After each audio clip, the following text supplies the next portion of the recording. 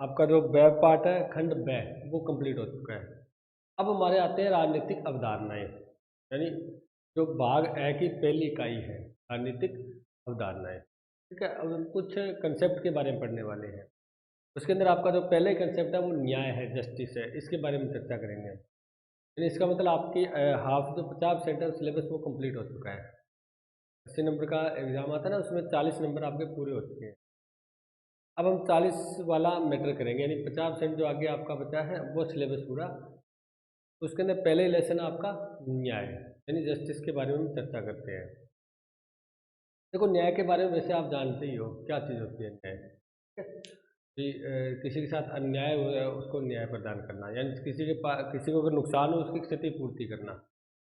मान लो मेरे को कोई नुकसान करता है तो मैं क्या करता हूँ, न्याय के लिए न्यायालय में जाता हूँ। ठीक है? मैं वहाँ पर उसके प्रति वाद दायर करता हूँ, कोई रिट दायर करता हूँ या कोई केस दर्ज करवाता हूँ।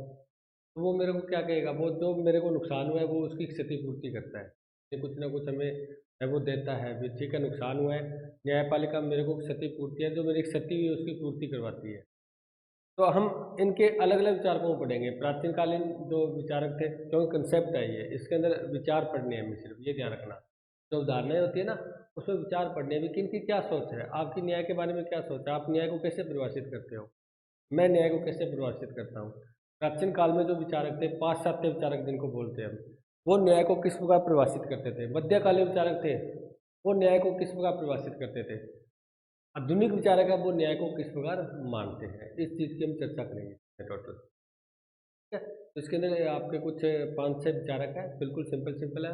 हम इसको बढ़िया तरीके से करेंगे, न्याय के कंसेप्ट को। देखो, सबसे पहले अगर हम न्याय की बात करें, तो पश्चिमी परंपरा के अंदर जो न्याय था ना, उसकी स्वरूप की व्याख्या करने के लिए उस न्यायपरक व्यक्ति, यानी उसके चरित्र की व्याख्या की जाती थी। मनुष्य के गुणों पर विचार किया जाता था कि गुण कैसे हैं। गुण के देखो, पहले होते थे ना, अगर एक ही मान लो कोई अपराध कर दिया किसी ने, अगर कोई एक गुणशाली व्यक्ति है, ठीक है, उसको अपराध एक ही है, उसको कम सजा दी जाती थी। और जो गुणशाली नहीं है, अवगुण है जिसमें, या जो एक अपराधी प्रवृत्ति है, उसको ज़्यादा सजा दी जाती थी। तो वो अपराध एक ही था लेकिन सजा अलग अलग थी, यानी उस व्यक्ति के गुणों को देखा जाता था। प्राचीन काल में यही होता था, व्यक्ति के गुणों को देखा जाता था। वर्तमान में ऐसा नहीं है। वर्तमान में चाहे कैसे भी व्यक्ति अगर अपराध समान करता है, तो उसको समान ही दंड मिलता है। लेकिन प्राचीन काल में उसके गुण देखे जाते थे, उसके चरित्र को देखा जाता था। एक तो अपराधी प्रवृत्ति वाला व्यक्ति है, उसको ज़्यादा सजा दी जाती थी, उसको ज़्यादा दंड मिलता था। एक जो गुणशाली व्यक्ति है, अच्छा व्यक्ति है, चरित्र वाला व्यक्ति है, अगर उसको वही अपराध उससे हो गया, तो उसको कम सजा दी जाती थी। लेकिन भारतीय परंपरा की हम बात करें तो भारत में जो मनुष्य के धर्म को प्रमुखता दी गई थी। अपने भारत के अंदर जो प्राचीन काल में था ना, तो ये न्याय संहिता, वो धर्म को प्रमुखता दी गई थी, यानी धर्म के अनुसार ही न्याय प्रदान किया जाता था। तो इन दोनों के अंदर मेन बल दिया जाता था ना, पाश्चात्य और भारतीय, उसमें कर्तव्य पर बल दिया जाता था। यानी अपने कर्तव्य की पालना करना ही न्याय है। अपने कर्तव्य की पालना करना ही आपका जो कर्तव्य है, आप अपनी पालना कर रहे हो, आप न्यायशील हो। मेरा कर्तव्य है, मैं मेरी पालना कर रहा हूँ, अपने कर्तव्य उत्तरदायित्व को मैं निभा रहा हूँ। तो इसका मतलब समाज में न्याय है। अगर सारे व्यक्ति अपने कर्तव्य को निभाना शुरू कर दे, तो कहीं अन्याय रहेगा ही नहीं। रहेगा क्या? नहीं रहेगा। करप्शन ही खत्म हो जाएगा, भ्रष्टाचार खत्म हो जाएगा, क्योंकि उनका जो कर्तव्य है, उत्तरदायित्व है, अगर वो अपना उत्तरदायित्व सही तरीके से निभाना शुरू कर दे, हम भी अपना कर्तव्य उत्तरदायित्व निभाना शुरू कर दे, तो अन्याय समाज से क्या हो जाएगा? समाप्त। तो ये मेन कर्तव्य पालन पर बल देते थे। और अब कर्तव्य पालन कैसे, मैं आपको बता देता हूँ कि अपना निर्दिष्ट कार्य करना। जैसे आपको कार्य सौंपा गया, आपको पढ़ना है, निर्दिष्ट होता है, जैसी योग्यता होती है वैसा कार्य सौंपना। मेरे को पढ़ाने का सौंपा गया है, तो मतलब मैं अपने कर्तव्य का पालन कर रहा हूँ, आप अपने कर्तव्य, यानी जो निर्दिष्ट कार्य हमें सौंपा गया है उस कार्यों की पालना करना, और एक दूसरे कार्यों में हस्तक्षेप न करना, वो न्याय है। समझे ना बात? जैसे परिवार के अंदर काम सौंप दिए जाते हैं ना, वो अपने अपने काम करते हैं और एक दूसरे के टांग भी नहीं अड़ाते, एक दूसरे को रोकते भी नहीं है, एक दूसरे को प्रभावित नहीं करते, दखलंदाजी नहीं करते वो, तभी न्याय होगा। अगर मान लो दो व्यक्तियों को काम सौंपा गया है और वो एक दूसरे की टांग अड़ाते हैं, एक दूसरे के कार्यों में दखलंदाजी करते हैं, तो ऐसी स्थिति में तो अन्याय हो जाएगा। न वो सही तरीके से काम कर पाएगा, न वो सही तरीके से काम कर तो इसकी परिभाषा क्या बन जाएगी, बिल्कुल सिंपल है। अपना अपना प्रत्येक व्यक्ति को, प्रत्येक यानी आपको भी, मेरे को भी और सभी को, प्रत्येक व्यक्ति को अपना निर्दिष्ट कार्य ईमानदारी से करना, ठीक है। और एक दूसरे कार्यों में दखलंदाजी न करना ही क्या है, न्याय है। निर्दिष्ट कार्य, जो कार्य सौंपा गया है वो कार्य करना ईमानदारी से, वो क्या है, न्याय है। अब हम बात करते हैं पाश्चात्य जो राजनीतिक विज्ञान थे, वैज्ञानिक थे, जो राजनीतिज्ञ थे, उसमें जो सबसे पहले न्याय को, जो सर्वप्रथम न्याय को स्पष्ट करने वाला व्यक्ति था प्लेटो, जो एक यूनानी दार्शनिक था, सुकरात का शिष्य था, यूनानी दार्शनिक था। और ये राजनीतिक जो राजनीतिज्ञ था प्लेटो, जिसने सबसे पहले न्याय को परिभाषित किया था, समझ रहे ना। पहला प्रश्न तो यहीं से बनता है भी, सर्वप्रथम पाश्चात्य राजनीति में सर्वप्रथम जो न्याय को परिभाषित करने वाले या न्याय को स्पष्ट रूप से व्याख्यात करने वाला व्यक्ति कौन था, यूनानी दार्शनिक प्लेटो था। कौन था, यूनानी दार्शनिक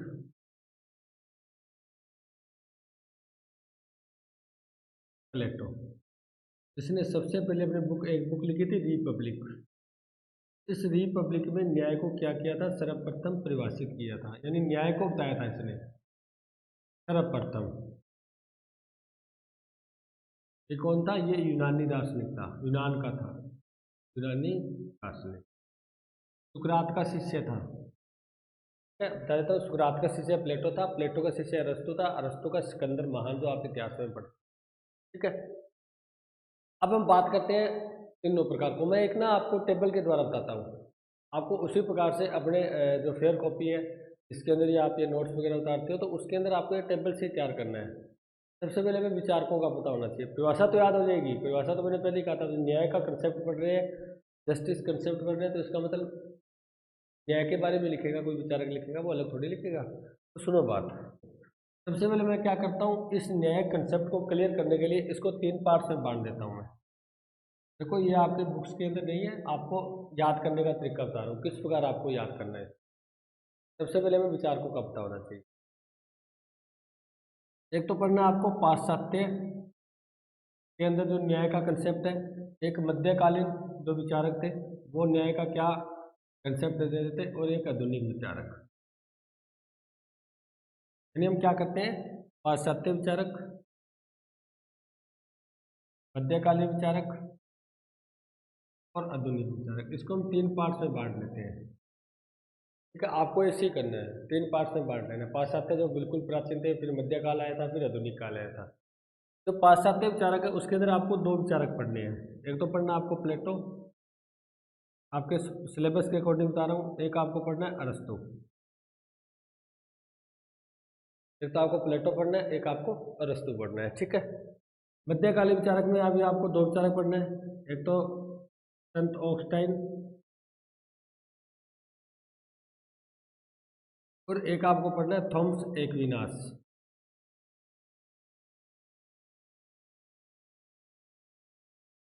आधुनिक विचारक में आप पढ़ोगे डेविड ह्यूम, कार्ल मार्क्स। बस इनके नाम याद रखने हैं, मेन मेन विचारक है, उनके विचार पढ़ लेंगे हम, बाकी नाम याद रखने हैं आपको, ठीक है। जर्मी बेंथम,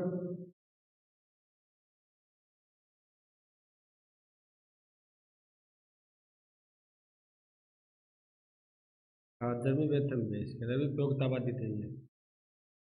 और जेम्स मिल, जॉन स्टुअर्ट मिल, और एक इसके अंदर समकालीन विचारक आता है, समकालीन विचारक।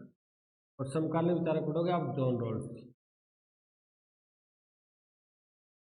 क्या पढ़ोगे, जॉन रॉल्स के बारे में पढ़ोगे। देखो सबसे पहले तो आपको ये टेबल तैयार करनी है। टेबल के द्वारा आपको सबसे पहले आपको इनकी बातें, कौन कौन से विचारक है जो पाश्चात्य में पढ़ोगे, तो पाश्चात्य में जो विचारक है वो प्लेटो अरस्तु है। आप इसको उतार लो उतने तक, मैं इनके डाल लेता हूँ। प्लेटो अरस्तु है, मध्यकालीन में थॉमस एक्विनास और संत ऑगस्टाइन है, और आधुनिक में डेविड ह्यूम है, कार्ल मार्क्स है, जर्मी बेंथम है। उसके बाद आप पढ़ोगे इसके अंदर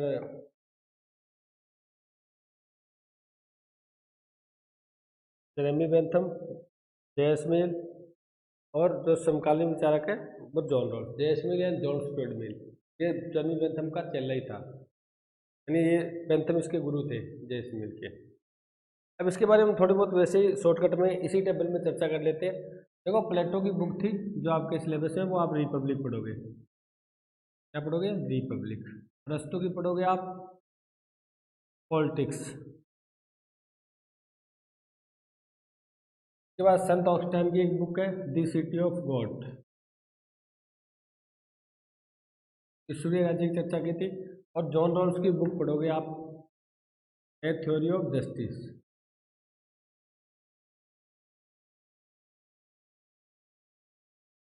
ठीक है, इतना ही पढ़ना आपको। प्लेटो, रिपब्लिक, अरस्तु, पॉलिटिक्स, संत ऑगस्टाइन आपको पढ़ोगे द सिटी ऑफ गॉड, और समकालीन विचारक जो जॉन रॉल्स है इसका पढ़ोगे थ्योरी ऑफ जस्टिस।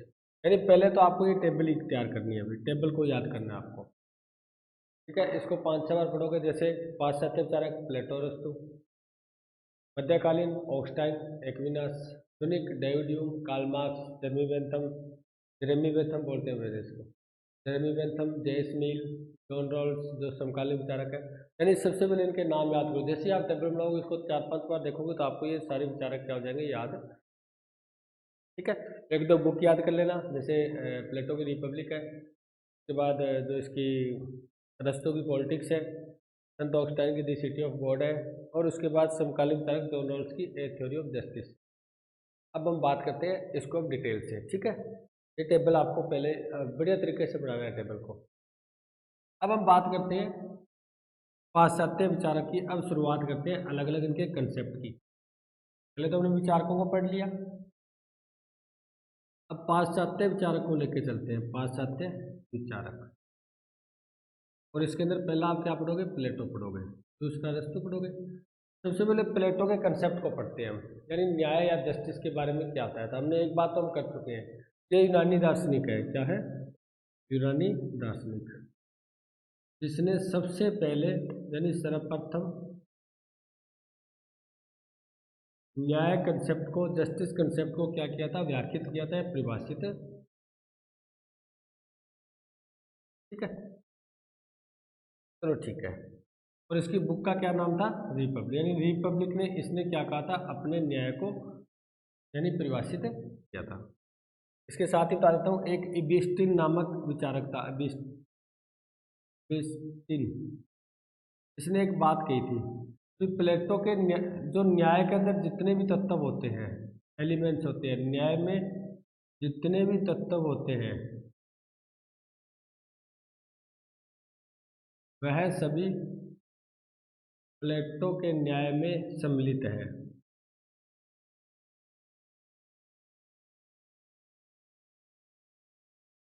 क्या मतलब? ये प्लेटो का पक्ष लेता था कि न्याय के अंदर जितने भी तत्व एलिमेंट्स चाहिए वो सारे के सारे प्लेटो के न्याय में हैं।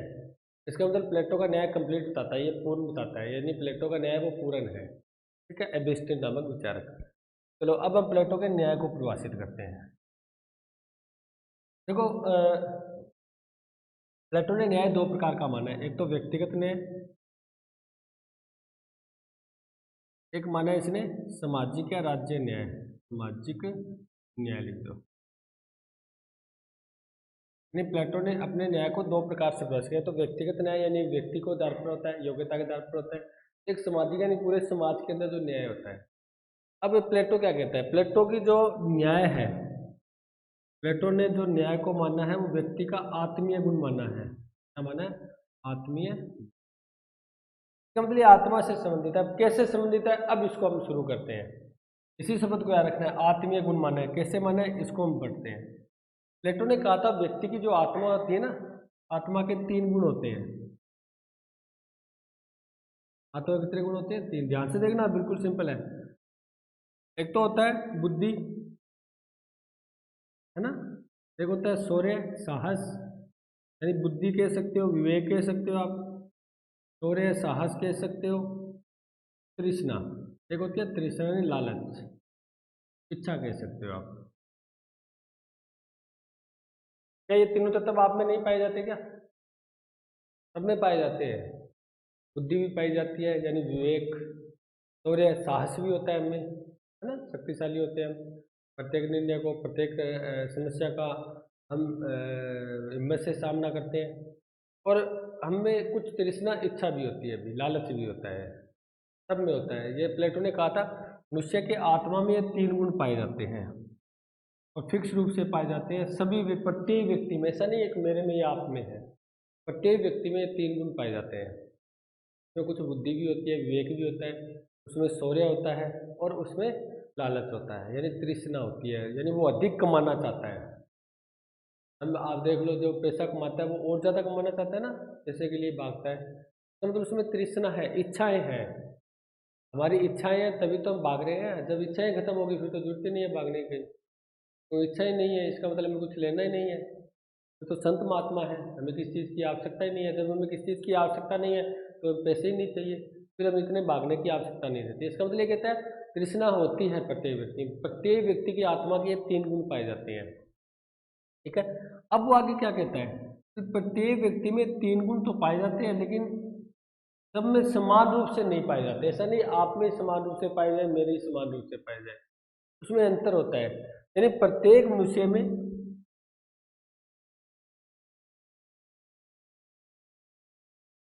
मैं आपको लिख देता हूँ, तीनों गुण पाए जाते हैं। आत्मा के तीनों गुण पाए जाते हैं, लेकिन प्रत्येक व्यक्ति में इन गुणों की अलग अलग प्रधानता होती है। अलग अलग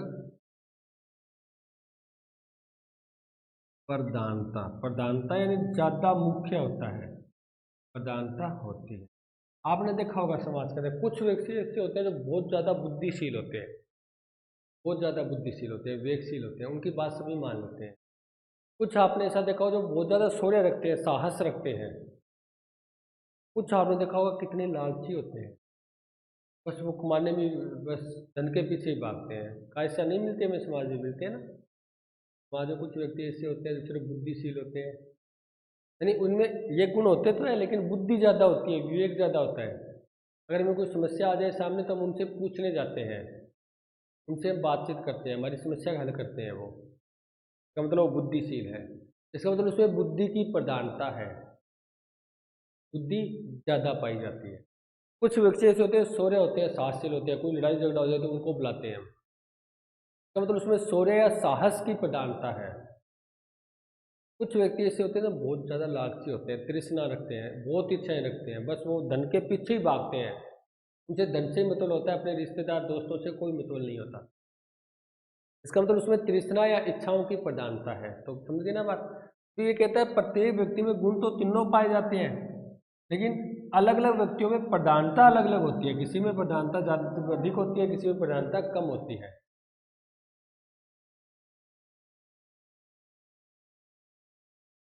किसी में प्रधानता किसी गुण की ज़्यादा होती है, किसी में प्रधानता किसी गुण की कम होती है ना।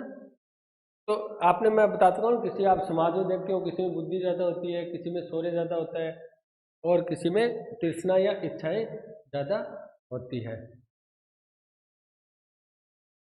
अब हम बात करते हैं इसकी।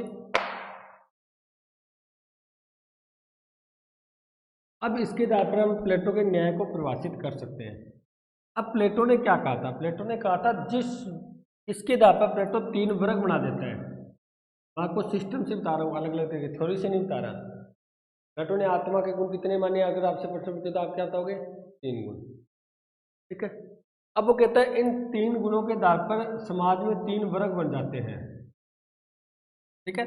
जिसमें बुद्धि की प्रधानता होती है, यानी बुद्धि अधिक होती है, वो राजा बनता है। यानी क्योंकि राजा को निर्णय लेना होता है ना, बार बार अपने जनता के लिए कानून बनाने होते हैं।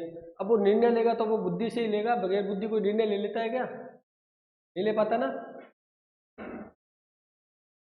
बुद्धि से निर्णय लेगा वो। इसका मतलब जिसमें बुद्धि की प्रधानता होती है, जिसको ज्यादा बुद्धि या विवेक पाया जाता है, उसको राजा बना देना चाहिए, यानी राजा वर्ग बन जाता है ये। ठीक है। शासक वर्ग क्या हो जाता है, शासक वर्ग, यानी उसका काम होता है शासन करना, तो उसमें बुद्धि होती है। दूसरा वो कहता है जिसमें शौर्य अधिक पाया जाता है, यानी शौर्य की प्रधानता होती है। ये शौर्य और साहस हमें कहाँ चाहिए बताओ भाई? बॉर्डर पर चाहिए ना? अरे बॉर्डर पर तो कोई राजा थोड़ा लड़ लेगा, या कोई उत्पादक जो कृष्ण है वो तो लड़ेगा। जिसमें साहस होगा, जिसमें शौर्य होगा, शक्तिशाली होगा, वही तो बॉर्डर पर लड़ेगा, अपने देश की रक्षा करेगा। तो वो कहता है जिसमें शौर्य की प्रधानता होती है उसको सैनिक बना देना चाहिए। क्या बना देना? सैन्य यानी सैनिक वर्ग में डाल देना चाहिए उसको। समझ आ गई ना बात? उसके बाद वो कहता है तृष्णा, यानी जिसमें तृष्णा यानी इच्छाओं की प्रधानताएं होती हैं, इच्छा की प्रधानता होती है।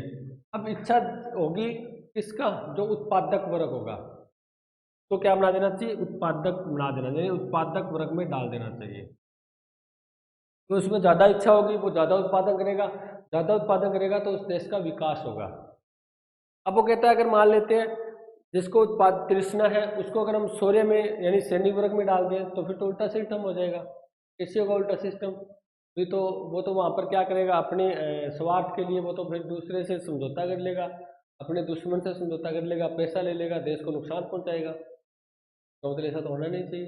तो इसलिए वो कहता है जिसमें बुद्धि की प्रधानता होती है उसको शासक वर्ग यानी राजा बना देना चाहिए, जिसमें शौर्य की प्रधानता होती है उसको सैनिक वर्ग में डाल देना चाहिए ताकि देश की रक्षा बढ़िया तरीके से की जा सके, और जिसमें तृष्णा की प्रधानता होती है उसको उत्पादक वर्ग में डाल देना। तो आगे ना, अब आपको मैं साथ साथ में प्रश्न में बता रहा हूँ। जो प्लेटो ने कितने आत्मा कितने गुण बताए हैं? 3 गुण। बिल्कुल सिंपल है, आप में भी है, मुझ में भी है। हर में किसी न किसी तत्व की प्रधानता होती है। जिसमें बुद्धि की प्रधानता होती है उसको राजा बना दो, प्लेटो ये कहता है, यानी 3 वर्ग मानता है इसके तहत वो। जिसमें शौर्य की प्रधानता होती है उसको सैनिक बना दो ताकि देश की रक्षा बढ़िया तरीके से हो सके, और जिसमें तृष्णा की प्रधानता होती है उसको उत्पादक बनाओ ताकि उत्पादन को बढ़ाया जा सके, क्योंकि उत्पादन तो चाहिए ना देश के लिए। अब वो आगे न्याय क्या कहता है। अब इतनी अगर आपको बात समझ आ गई ना, इसका मतलब प्लेटो की न्याय की मैं लास्ट एक परिभाषा लिख देता हूँ, कंप्लीट आपका।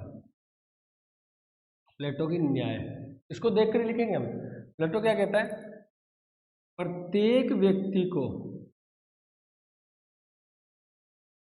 अपना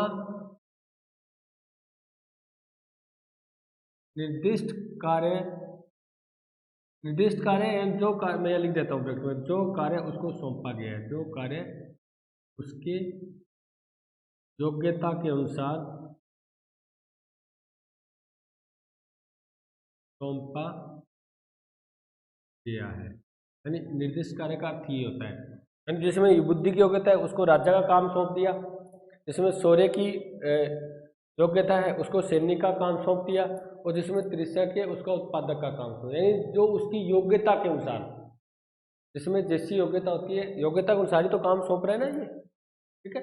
यानी योग्यता के अनुसार जो काम सौंपा गया है, ठीक है, तो अपना निर्दिष्ट कार्य ईमानदारी से करें, बिना दूसरे के कार्यों में हस्तक्षेप किए। देखो कितनी सिंपल लाइन है कि प्रत्येक व्यक्ति अपना निर्दिष्ट काम, जो कार्य उसको सौंपा गया है, जो आपका आपकी योग्यता देखी जाती है, भी आप में तृष्णा है, आप में शौर्य है, या आप में बुद्धि है। देखो होती तो बुद्धि भी है, तो इसके पास भी बुद्धि होती है, लेकिन प्रधानता देखी जाती है भी ज़्यादा क्या पाया जाता है आप में, लालच ज़्यादा पाया जाता है, या ज़्यादा आप में शौर्य पाया जाता है, या ज़्यादा आप में बुद्धि पाई जाती है, क्योंकि तीनों तत्व समान रूप से तो पाए नहीं जाते। कुछ ना कुछ तत्व की प्रधानता होती है, ज़्यादा प्रमुखता होती है हमारे आत्मा में। तो जैसी योग्यता होती है, आत्मा गुण होता है, उसी अनुसार हमें क्या सौंप दिया जाता है, कार्य सौंप दिया जाता है। उन सभी काम को हम क्या करेंगे? ईमानदारी से। इसका मतलब राजा अपना काम ईमानदारी से करेगा, यानी उसको शासक शासन चलाना है, उसको देश के लिए, जनता के कल्याण के लिए कानून बनाने हैं, उनका विकास करना है, तो ये काम अपना ईमानदारी से करेगा। सैनिक, इसको भी, ये भी अपना काम ईमानदारी से करेगा, उसको काम सौंपा गया देश की बॉर्डर की रक्षा करना, दूसरे देश में अगर कोई आक्रमण होता है, युद्ध होता है, ऐसी स्थिति में देश की रक्षा करना, तो ये काम अपना ईमानदारी से करेगा, ठीक है। तृष्णा, जिसको काम सौंपा गया है उत्पादन करना देश के लिए, यानी इन देखो ये तो न तो उत्पादन ये करेगा न ये करेगा, तो इनकी आवश्यकता की पूर्ति कौन करेगा? ये करेगा, यानी इनके लिए गेहूं उत्पादन करना, वस्तुओं का निर्माण करना, ये काम कौन करेगा? उत्पादक वर्ग करेगा। तो उत्पादक वर्ग को काम क्या सौंपा गया है? उत्पादक वर्ग को काम सौंपा गया है देश के लिए उत्पादन करना। तो ये भी काम अपना क्या करेगा? ईमानदारी से करेगा, बिना एक दूसरे के कार्यों में हस्तक्षेप किए, यानी ये अपना काम ईमानदारी से करेगा, इन दोनों को प्रभावित नहीं करेगा, ये यानी इनके कार्यों में दखलंदाजी नहीं करेगा। ये काम अपना ईमानदारी से करेगा, ये इन दोनों के कार्यों में दखलंदाजी नहीं करेगा। ठीक है, ये काम अपना ईमानदारी से करेगा और ये इन दोनों के कार्यों में दखलंदाजी किसी प्रकार से प्रभावित नहीं करेगा। बात समझिए ना? ठीक है, ये है प्लेटो का न्याय। कितना सिंपल है। मैं एक बार और रिपीट कर देता हूँ। प्लेटो यूनानी दार्शनिक, सर्वप्रथम न्याय को व्याख्यात करने वाला, परिभाषित करने वाला यही व्यक्ति था। ठीक है, और ये सुकरात का शिष्य था और अरस्तु का गुरु था। दूसरी बात, प्लेटो ने अपनी बुक लिखी थी रिपब्लिक। ठीक है, उसके बाद नेक्स्ट बात करें प्लेटो के न्याय, तो प्लेटो ने कितने प्रकार का न्याय प्रयोग किया? एक तो व्यक्तिगत न्याय, एक सामाजिक न्याय। इसको भी परिभाषित करेंगे हम, थोड़ी सी लाइन में लिख के चलेंगे। प्लेटो ने मनुष्य की आत्मा कितने गुण बताए? 3 गुण बताए। कौन कौन से आप बताओगे? बुद्धि, शौर्य और तृष्णा। इसी के आधार पर प्लेटो क्या करता है? समाज में 3 वर्ग बना देता है। कौन कौन से वर्ग? जिसमें बुद्धि का शासक वर्ग, शौर्य का सैनिक वर्ग और तृष्णा का उत्पादक वर्ग। अब वो क्या करता है? जिसमें जिसकी प्रधानता होती है वही कार्य प्लेटो सौंपना चाहता है। प्लेटो ये कहता है, मान लेते हो मैं टीचर हूँ, मैं पढ़ाता हूँ, यदि मेरे को डॉक्टर का काम सौंप दिया जाए, मेरे को कहिए आपको ऑपरेशन करना है, तो क्या ऑपरेशन कर दूंगा क्या मैं? नहीं कर पाऊंगा ना। कि जिसमें जैसी योग्यता है वही अपना काम करेगा बस। और जिसमें जब मेरे में योग्यता है, वो जो काम मेरे में योग्यता है, जो काम मेरे को मिल जाए वो काम मैं अच्छे तरीके से कर पाऊंगा। अगर मेरे में योग्यता ही नहीं है, वो काम करना ही नहीं आता, वो काम घर वाले को होते हैं ना, कई बार बच्चों को कह देते हैं चलो रोटी बनाओ जी, ठीक है, अब उसको नहीं करना होता ना, नहीं करना आता, फिर वो जला देती है, जल जाती है रोटी, कभी बाकी टेढ़ी मेढ़ी, पता ही नहीं चलता क्या बनाया, रोटी बनी है कुछ और बनाया। तो कहने मतलब वो सिस्टम क्या होता है, वो उसमें योग्यता नहीं होती, तब जाके वो ऐसा होता है काम। अगर एक योग्यता वाले व्यक्ति को वो काम सौंपती है तो बहुत बढ़िया तरीके से रोटी आपको तैयार करके दी जाती है। तो प्लेटो यही कहता है भी अगर आपको बढ़िया तरीके से उत्पादन करना है, देश का विकास करना है, यदि आपको शासन को बढ़िया तरीके से चलाना है, देश की रक्षा करनी है, तो आपको क्या करना है? जिसमें जो योग्यता होती है वही काम उसमें उसको सौंप दो और उसको पूरा स्वतंत्रता दे दो कि ये काम तेरा है, न तो तेरे कार्यों में कोई दखलंदाजी करेगा, न तू किसी अन्य कार्यों में दखलंदाजी करेगा, और अपना काम ईमानदारी से करेगा। तो देश अपने आप ही क्या होगा? न्यायशील होगा। देश अपने आप ही क्या होगा? न्यायशील होगा। और मेरे में योग्यता नहीं है, मेरे को धक्के से वो काम कराया जाता है, तो वो तो मेरे साथ अन्याय हो रहा है, न्याय थोड़ी हो रहा है। ठीक है, तो ये प्लेटो की परिभाषा बन जाती है। प्रत्येक व्यक्ति को अपना निर्दिष्ट कार्य ईमानदारी से करना है और बिना दूसरे कार्यों में हस्तक्षेप किए, यानी बिना दूसरे कार्यों में दखलंदाजी किए। तो मैं यही बता देता हूँ प्लेटो का न्याय के अंदर क्या है। प्लेटो के न्याय में आप क्या कहोगे जी? प्लेटो एक तो बात करता है ईमानदारी की, प्लेटो बात करता है एक्सेप की, यानी एक्सेप नहीं करना हमें एक दूसरे कार्यों में। ठीक है, प्लेटो और किसकी बात करता है? प्लेटो बात करता है निर्दिष्ट कार्य की, यानी जो कार्य सौंपा गया है। बस यही तो न्याय है प्लेटो का। ये 2-3 बातें तो आपको याद रखनी है, ज़्यादा रखने की जरूरत नहीं है आपको याद। ठीक है, अब हम बात करते हैं व्यक्तिगत और सामाजिक न्याय, इसी के आधार पर कर लेंगे हम, कोई अलग नहीं है। आपको वैसे ही शॉर्टकट में बता देता हूँ सिंपल से तरीके से। ये छोटे प्रश्न आते हैं, प्लेटो कितने प्रकार का न्याय मानते हैं? 2 प्रकार के, तो व्यक्तिगत न्याय, दूसरा सामाजिक न्याय। अब देखो व्यक्तिगत न्याय, अब इस व्यक्ति के साथ न्याय हो रहा है क्योंकि जैसी योग्यता है वैसा काम सौंपा जा रहा है। इस व्यक्ति के साथ भी न्याय हो रहा है, जैसी योग्यता है वैसा काम सौंपा जा रहा है। इस व्यक्ति के साथ भी न्याय हो रहा है, जैसी योग्यता है वैसा काम सौंपा। इसका मतलब मैंने भी कहा था ना, भी मेरे में जो योग्यता है उससे उल्टा मेरा काम सौंप दे मेरे को, तो मेरे साथ अन्याय हो रहा है। अगर योग्यता के अनुसार सौंपे तो मेरे साथ अन्याय हो रहा है। तो यहाँ पर प्लेटो योग्यता के अनुसार ही तो काम सौंप रहा है, इसका मतलब ये उसका व्यक्तिगत न्याय है। क्या है? व्यक्तिगत न्याय, यानी प्रत्येक व्यक्ति को उसकी योग्यता के अनुसार उसको काम देना या कार्य प्रदान करना व्यक्तिगत न्याय, हुई ना? प्रत्येक व्यक्ति को उसकी योग्यता के अनुसार को निर्दिष्ट कार्य उसको सौंपना, यानी ये किसकी बात करता है? मैं एक बात कह सकता हूँ, विशिष्टीकरण की बात करता है। किसकी बात करता है? विशिष्टीकरण। अब विशिष्टीकरण क्या होता है? जिस व्यक्ति में जो विशिष्ट होता है, जो विशेष होता है, कोई कार्य उसको सौंपना, वो होता है विशिष्टीकरण। यानी प्रत्येक व्यक्ति में कुछ ना कुछ विशेष होता है। ऐसा नहीं है सारे व्यक्ति एक जैसे होते हैं। आप में कोई अलग विशेषता, कोई विशिष्ट है, मेरे में कोई अलग कोई विशेष बातें तत्व पाए जाते हैं। प्रत्येक व्यक्ति समान होते हैं क्या? प्रत्येक व्यक्ति में कुछ ना कुछ तत्व एक्स्ट्रा ही पाए जाते हैं। हम एक जैसे नहीं पाए जाते, किसी में अलग तत्व की विशेषता होती है, आप में अलग है, मेरे में अलग है। तो यानी ये कौन से न्याय की बात करते हैं? विशिष्टीकरण की। इसका मतलब जैसी योग्यता होती है वैसा काम सौंपना, ये तो क्या व्यक्तिगत न्याय। अब आगे वो कहता है पर दूसरे कार्यों में हस्तक्षेप किए बिना, यानी दखल अंदाजी किए बिना, ये हो गया सामाजिक न्याय, क्योंकि इनसे मिलकर ही तो पूरा समाज बनता है। पूरे समाज, प्लेटो ने कहा था 3 ही तो तत्व पाए जाते हैं पूरे समाज के अंदर, यानी इनसे मिलकर ही तो समाज बनता है। जब व्यक्तिगत रूप से हम काम सौंपते जाएंगे तो क्या व्यक्तिगत न्याय। और जब पूरे समाज के अंदर ये सारे व्यक्ति अपना काम ईमानदारी से करेंगे और दूसरे एक दूसरे कार्यों में हस्तक्षेप भी नहीं करेंगे, इन दखलंदाजी नहीं करेंगे, ये हो गया सामाजिक। दूसरी बात होगी ना। अब आप बात करते हैं इसका पाश्चात्य विचारक में, जो सेकंड आपका विचारक है प्लेटो, तो मेरे हिसाब से समझ गए होंगे, बिल्कुल सिंपल है। अरस्तु उससे भी ज़्यादा सिंपल है, कोई दिक्कत नहीं है।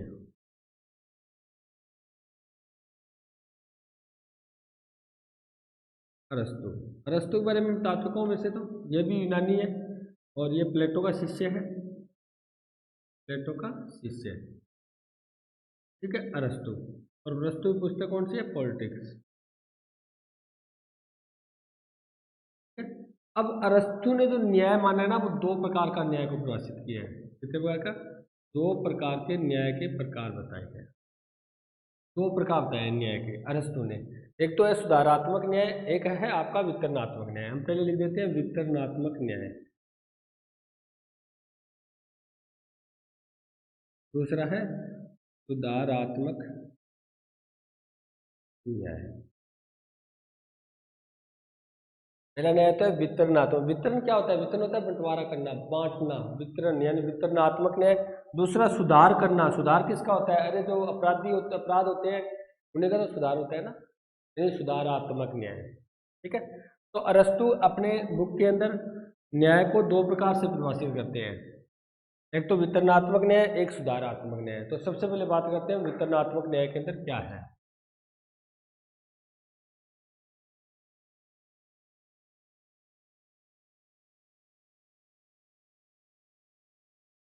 देखो, वितरणात्मक यानी वितरण करना, यानी बंटवारा करना। तो अरस्तु कहता है जो समाज के अंदर जो लाभ है, या किसी कोई भी लाभ है या कोई पद है, उसका बंटवारा किसके आधार पर होना चाहिए? बंटवारा योग्यता के आधार पर होना। योग्यता, वितरण, यानी जिसमें जैसी योग्यता होती है उसको उतना ही प्राप्त होना चाहिए, यानी ये समानुपातिक न्याय की बात करता है, सॉरी अनुपातिक न्याय की बात करता है। तो अनुपातिक नहीं, जैसा आप में ज्यादा योग्यता है तो आपको ज्यादा प्राप्त हो जाएगा, मेरे में कम है तो मेरे को कम हो जाएगा। यही बात प्लेटो कहता था, है ना, योग्यता अनुसार काम सौंपना। यहाँ पर भी ये कहता है जो वितरण होगा समाज के अंदर, जो पद का वितरण होगा, जो लाभ का वितरण होगा, वो योग्यता के अनुसार होना चाहिए। जिस व्यक्ति में जैसी योग्यता होती है वैसे ही उसको क्या देना चाहिए? काम सौंपना चाहिए, उसको उतना ही प्राप्त होना चाहिए।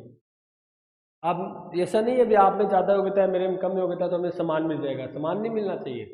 फिर तो फिर योग्यता का तो कोई अपने फायदे नहीं हुआ। आप ज़्यादा पढ़े लिखे हो, आप में ज़्यादा योग्यता है, आप में ज़्यादा विशिष्टीकरण पाया जाता है किसी कार्य के प्रति, लेकिन मेरे में कुछ भी नहीं है, अज्ञानी हूँ। तो ऐसी स्थिति में अगर आपको ही पैसा समान मिल रहा है, मेरे को ही समान मिल रहा है, तो फिर तो समाज का उद्देश्य ही खत्म हो रहा है। ऐसी स्थिति नहीं होनी चाहिए। यार उसको कहता है जिसमें जैसी योग्यता होती है उसको उतना ही प्राप्त होना चाहिए, नहीं वितरणात्मक न्याय, बस न्याय हो रहा है। अगर दोनों को हमें समान मिल रहा है ना, तो फिर अन्याय हो रहा है समाज के अंदर। आप सोचोगे क्या फायदा फिर ज़्यादा पढ़ने का, मत्थापच्ची करने का, जब मिलना ही समान है। फिर कौन इंजीनियर पर जाएगा जब पता है चपरासी को इतना पैसा मिलता है, इंजीनियर को इतना मिलता है। तो इसी स्थिति में समाज का उद्देश्य खत्म हो जाता है। आपके साथ अन्याय हो रहा है। आपके बराबर अगर मेरे को प्राप्त हो रहा है ना, मेरे में योग्यता नहीं है, आप में योग्यता है, तो इसका मतलब आपके साथ अन्याय हो रहा है। इसलिए दोस्तों कहता है कि जिसमें जितनी योग्यता होती है उसको उतना ही प्राप्त होना चाहिए, वितरण मिलना चाहिए। आप में ज़्यादा है तो आपको ज़्यादा मिल जाएगा, मेरे में कम है तो मेरे को कम मिल जाएगा। ठीक है, इसी कारण इसको वो कहते हैं वितरणात्मक न्याय। कि क्या हो, जो भी समाज के अंदर जिस चीज़ का बंटवारा हो, वो बंटवारा योग्यता के अनुसार होना चाहिए, उसकी एबिलिटी के अनुसार होना चाहिए, उसकी क्षमता के अनुसार होना चाहिए। जिसमें उतनी क्षमता होती है उसको उतना ही प्राप्त होना चाहिए, तो वो क्या कहलाएगा, वितरणात्मक न्याय कहलाएगा। ठीक है स्टूडेंट, आगे हम अरस्तु के बारे में और भी चर्चा करेंगे, वो नेक्स्ट क्लास में करेंगे। यहाँ तक इतना ही। Thank you.